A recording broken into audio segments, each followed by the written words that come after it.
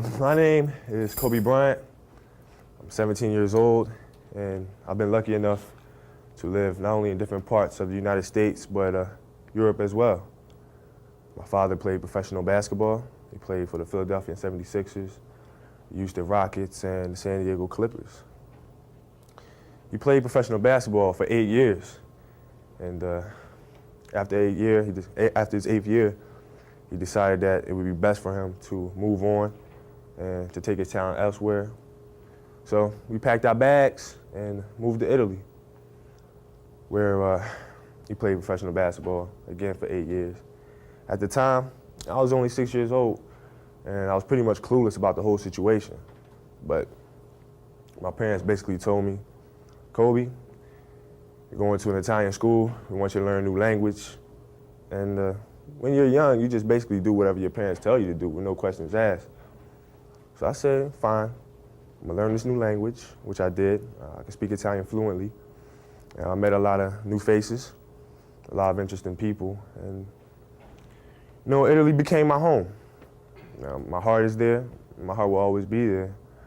So it's very hard. My father told us that he's retiring from the game of basketball and that it was time for us to come back to America. I didn't want to come back, and my sisters didn't want to come back. But when it was time to start school, I thought that me and my sisters would be together, the same school, just like in Italy. But my sisters were older than I was. They were starting high school. So Sheree and Shay attended Lower Marion High School, and I was stuck at Bala Kenwood Middle School. And it was very hard getting adjusted, simply because I had a lot of trouble understanding English and the slang. But one thing I had in common with some of my other students and classmates was basketball. And unfortunately, because of the lack of communication with my peers, I wasn't invited to parties or friendly gatherings on the weekend. So on Fridays and Saturdays, I would go in my rec room with my basketball and basically dribble myself to sleep. And I think that was the best thing that could have ever happened to me, because during those lonely hours in the rec room, I discovered the hunger, the motivation, and the desire to be the best possible basketball player that I could be.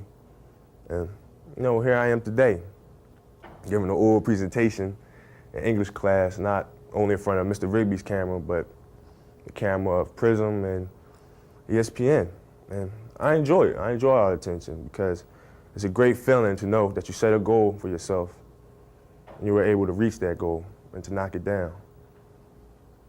I have a big decision coming up,